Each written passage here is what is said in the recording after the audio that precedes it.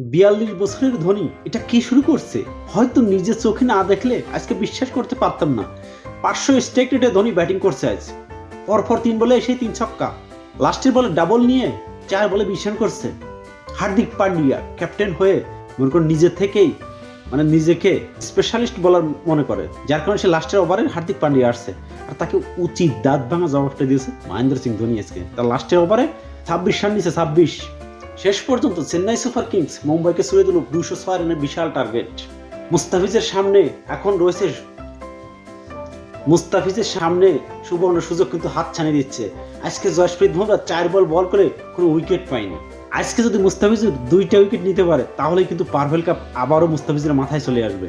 বুমরার ইকোনমিটা ভালো ছিল, তাই ১০ উইকেট নিলেও কিন্তু মুস্তাফিজের মাথায় পারভেল কাপটা আসতো না। তাই চাহালের ইকোনমিটা বেশি আছে, যার কারণে কিন্তু সমান উইকেট নিয়ে ১১ উইকেট নিয়ে কিন্তু মুস্তাফিজ চাহালের সমানও থাকে, তারপর ক্যাপটা কিন্তু মুস্তাফিজের মাথায় আসবে। তাই মুস্তাফিজের হাতে এখন সুবর্ণ সুযোগ হাত ছানিয়ে দিচ্ছে।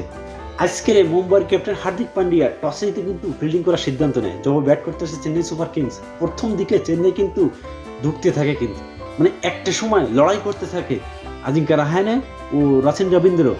রান হয়ই না, মনে করেন ওয়ানডের মেজাজে ব্যাটিং করে। শেষ পর্যন্ত আজিঙ্কা রাহানে কিন্তু ৮ বলে ৫ রান করে আউট হয়ে যায়। তারপর ব্যাটিংয়ে শিখে গাইকোয়াড এসেই দুর্দান্ত শুরু করেন গাইকোয়াড। ৪ ছক্কার ফুল জোরাতেই থাকে মাঠের চতুর সাইডে। তারপরেই মনে করেন ১৬ বলে ২১ রান করে কিন্তু রাচিন রবীন্দ্র আউট হয়ে যায়। তখন ব্যাটে আসে শিবম দুবে। ব্যাটিংয়ে আসার আগেই কিন্তু ধোনি তার পাশে দাঁড়িয়েছিল। জানি না মহেন্দ্র সিং ধোনি তার কানে কি মন্ত্র দিছে, আর এসেই তুললেন ব্যাটিং ঝড়, তুলে নিলেন ২৮ বলে হাফ সেঞ্চুরি।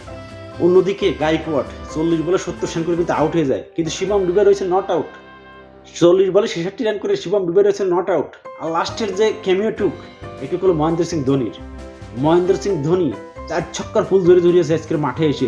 দর্শকরা ফুল মেতে উঠেছিল ধোনির ব্যাটিং দেখে। প্রথম ৩ বলে পরপর ৩ ছক্কা মারছে ধোনি। শেষ পর্যন্ত ৪ বলে ২০ রান করে নট আউট থাকে ধোনি। আর ব্যাটিং শেষ হওয়ার সাথে সাথেই দৌড়েই কিন্তু মাঠ থেকে একদম গ্যালারিতে চলে যায় ধোনি। এর সাথেই চেন্নাই সুপার কিংস ছুড়ে দিল মুম্বাইকে ২০৬ রানের টার্গেট। আর এখন ২০৬ রানের টার্গেটে ব্যাট করতে নামবে মুম্বাই ইন্ডিয়ান্স। আর এখন আমাদের বোলিংয়ে আসবে মুস্তাফিজুর রহমান। মুস্তাফিজের দরকার মাত্র ২ উইকেট, আর ২ উইকেট পেলেই কিন্তু সেই অনাকাঙ্ক্ষিত পারভেল কাপ মুস্তাফিজের মাথায় আসবে। আর কোটি কোটি বাঙালি হয়তো মুস্তাফিজের দিকে তাকিয়ে বসে আছে। মুস্তাফিজ ২-৩ উইকেট পাবে এবং পারভেল কাপটা তার মাথায় আসবে। এবং বুমরা কিন্তু সেই সুবর্ণ সুযোগটা তৈরি করে দিচ্ছে। এখন মুস্তাফিজ যদি সুযোগে সদ্ব্যবহারটা করতে পারে, তো ভাই ব্রাদার কি মনে হচ্ছে, পারবে তো চেন্নাই সুপার কিংস জিততে? আর মুস্তাফিজের কত উইকেট পাইতে পারে? কমেন্ট বক্সে জানান অবশ্যই।